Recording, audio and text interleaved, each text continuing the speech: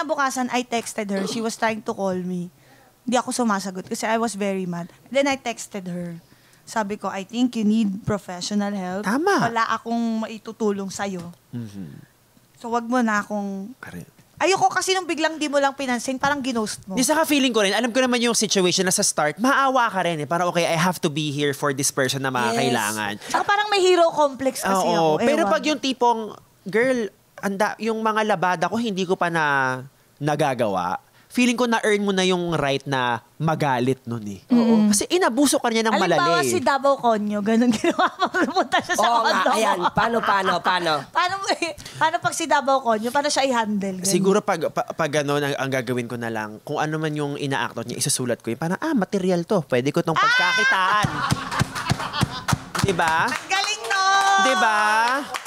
Diba? Step 1, weaponize. Step 2, monetize. Ang galing! Ang galing! Amazing! Lista mo yon. Pumalakpak dyan. Monetize. Pero I'm sure after, a few days after that situation, maaawa ka na rin eh. Maawa ka na rin sa kanila parang, pag eventually, yung galit mo bumaba na, mananaig pa rin yung awa kasi parang, well, walang tumulong sa kanya eh. Diba? Wala talaga. And diba? she kept saying na wala siyang friends. Yeah. Na all of her friends are inggit sa kanya. Pero dapat, matutunan pa rin nila. Ako kasi, pwede ko namang sabihin ko pag wala talaga akong alam yung masasabi. Alam mo, walang ibang makakatulong kundi ikaw lang, sarili mo. Totoo yan. Hindi ko napagdaanan yung pinagdadaanan mo na yan, pero please, kung paulit-ulit na nangyayari sa'yo yan, tulungan mo ang sarili mo. Oo. Ikaw, meron ka ba? Anong worst experience mo sa isang taong bida-bida? Can you tell us about it? Tapos, paano mo hinandle? Ako ang worst experience ko sa bida-bida, yung isa sa mga huli ko naging boss bago ko nag-resign from corporate. Boss mo, bida-bida? Oo. As in, bida-bida in the sense na, alam yung mga boss na credit grabber? Credit grabber. Pwede Ano yun? yun? Sa atin sa mga batang kanalan. Diba? Credit grabber yung tipong ikaw yung tumrabaho. Diba? Credit grabber. Po, relax po. Taking ano? Ayan, diba? Parang medyo natitrigger sila sa mga ginagawa. Gusto nyo pa bang sagutin ko yung tanong? Kasi baka mamaya, balibagin nyo na yung lamesa. Akala ko kasi parang posisyon siya.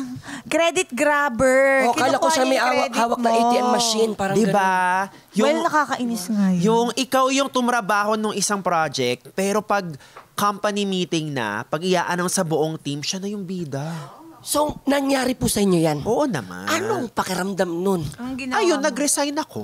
Ayun yung pinakarurok na talaga. Hindi kasi eventually, pag medyo matanda ka na, nakailang kumpanya ka na, ma-assess mo na yung problema properly, na tipong, pag pinush ko ba to, makukuha ko ba yung change na gusto ko? Or is it a losing battle? Yes. Diba? Kasi kailangan mo pa rin piliin yung sarili mo kasi dapat ikaw ang main character, hindi sila. Yes, sa life mo, yes. Nakita niyo yun? Tinahi ko, diba? Tama, yes. Ang galing. Yun. Oo. Para akong modista. Oo. May parang choose your battles Correct. talaga. Oo, diba? Kasi boss mo siya, paano ka nga naman Kasi i-assess mo yun, diba? nanalo? Okay, marami siyang power over me. So kung i-push ko ba to this way, baka mag-clash kami. Very clearly, baka hindi ako yung manalo doon, diba? Ang galing. At least na-assess mo pa. Correct. And feeling ko, lesson yun for everyone, na parang may option ka pa rin lagi to choose yourself and be your main character. Ang galing. Ayan ang magandang perspective sa mga age natin ngayon, actually. Yung maganda sa discussion natin, yung main character energy, dapat in moderation. Tama. Diba? For yourself, from others. Para, kasi pag lahat na lang tayo main character energy, walang mangyayari sa atin. Oo. Okay. Paano ba maging in moderation ang pagbibida-bida? So, kasi kanina nabanggit mo na feeling mo, ikaw, main character, ikaw din, ako din. Paano kaya mamomoderate? Like in a healthy mode lang siya. Feeling ko kailangan mo siyang isample sa like really close friends mo muna. Yung tipong alam nila yung mga pitik mo, yung mga kulit mo, mga gigil mo. So sa kanila ka muna magpaka-main character, tapos tignan mo yung i-real talk ka na parang medyo sumobra ka ng 2 minutes doon. O, diba? Tapos feeling ko like there is no other way to learn but actually doing it. Or you just keep your circle small. Correct. Saka yung mga friends mo, alam nila na kunyari kung if you want to make it about yourself that night, alam naman nilang hindi ka naman laging ganun. 'Di ba? Na parang ano lang yan, seasons lang yan. Kung airtime mo this tonight, airtime mo tonight.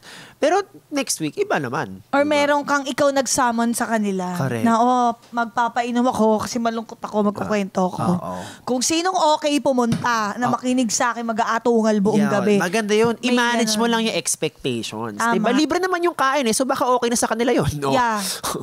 Nangyari ba sa inyo, sa buhay ninyo, na parang dapat ako naman ang bida? So parang ka may chip sa shoulder mo. Yung ganon, parang dapat ako to. Yung sinabi ko kanina, no, nag-resign ako, lagi naman pag nag-resign ka, technically, ang pinipili mo yung sarili mo eh. Parang ako muna yung bida, di ba? Hindi niyo ako iningresan for so many years. Lagi niyo akong pinapagod, ako lang sumasalo ng trabaho ng lahat ng tao. Teka, ako muna. Gusto mo massage? Sweet. Kasama Swedish. massage. 'Di ba? May mga ganun. 'Di ba? Na talagang, wait, ako muna, sandali. Oo. 'Di ba? Mapapaganon ka talaga. Ikaw. Sa trabaho, sa trabaho, wala. Okay. Talaga? Sa traba- Never mong inaspire na dapat ako naman. Hindi kasi- Literally. Legit. Ako bida naman. Legit. Sa show na to, Alam mo ako ba, naman. ako, simple lang naman ang pangarap ko. Gusto ko, naging Gusto ko. pambansang sidekick. Nala ko ba bansang hayop? Kiss me lang. Sabi nung agila, uy! Ano ka pambansang? Gusto ko maging pambansang sidekick. Oh. O kasi na-sidekickan ko ng Panday. 'Di ba? Isa sa mga ano din, malalaking show, 'di ba, ng Pilipinas, Panday, Jezabel, Ate Marian, Ruru, Darna, Richard Gutierrez. So, hindi ko pinangarap na maging bida kasi yung mga bida, ang pakiramdam ko palagi, nawawalan ng taping. Totoo naman. Ang mga Totoo sidekick, naman. hindi. Yes. Totoo to. One time, parang to the one I love ata yun ha. Mas marami pa akong taping kay Ruru. Oh, di ba? Ibig sabihin, masaya ako sa ginagawa ko. Pero hindi ako masaya sa boses ko. Kami rin inaawa ko sa iyo eh. Alam mo yun, ang dami kong gustong sabihin. So, parang markado ka na kung nasan ka Oo, okay parang sa'yo. happy ako and contented. Content ako dun sa sitwasyon ko na yon. Pero, nararamdaman ko yung question mo pagdating naman sa pamilya. Bakit? Kasi parang feeling ko, parang pag ako, nag-iisip ako palagi, iniisip ko sila palagi. Pero never nila akong inisip. Totoo yan. Gets nyo ba? Nag-gets nyo yung feeling? Yes. Para siyang gano'n. Yung parang, alam mo kahit... Never. Sino, hindi to sila Isay ah. Hindi. Ibang- Kasi yung yung family. pamilya, Oh, family mo talaga. Minsan, hindi ko naman din tinitignan as a down. Tinano ko na lang parang okay lang. Iya mo na. Okay lang. Hindi kasi parang minsan, hindi mo kailangan ng lambing sa jowa. Yeah. Hindi mo naman kailangan lambing sa anak. Minsan gusto mo ng lambing sa nanay o tatay. Correct. Di ba? Parang wala nga akong pakialam kahit ano, putikan ako doon, naulanan, okay lang. Napaos, okay lang. Pero sana matanong ako na parang, kain tayo, nak. Oo. Naka mo sa trabaho. Oo. Pero okay lang. Oo. Hindi, mabait lang siya. Pero Hindi, napaka... oo, tama, parang It's such a giving tree. Yeah, I think kahit adults na tayo, I think i-normalize natin na kailangan pa rin natin ng pagmamahal and affection from our parents. 'Di ba? Nag-iiba lang, I think, kung ano yung kailangan natin na yun. Saka hindi ko rin minsan gusto kapag, kunyari, merong isang taong merong hindi magandang behavior sa'yo, tapos may tao magkasabing, okay lang, intindihin mo na lang. Oo, 'Di ba? hindi. Parang Ang sakit niyan, pero mas- 'di ba? Depende Kailan siguro. may intindi sa akin, sa atin? Yes. Kailan pa pag nakahiga na ba ako? Ang sakit. Oo. Di ba? Oo. Kailan kaya mangyayari sa akin yun? Parang, alam mo ba, one time. minsan, nag-iisip ako, pag ako ba nawala? Namatay pag ako namatay, may pipila kaya? Mahaba kaya yung ano ko? Ayan, nagpapaka-underdog ka na, OA ka na. Hindi. Ano Siyempre, lang? andong kami. Kasi maraming food. May kape. Ano ba? May sugal.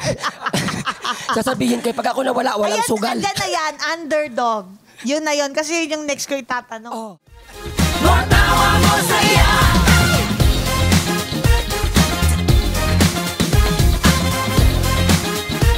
More time!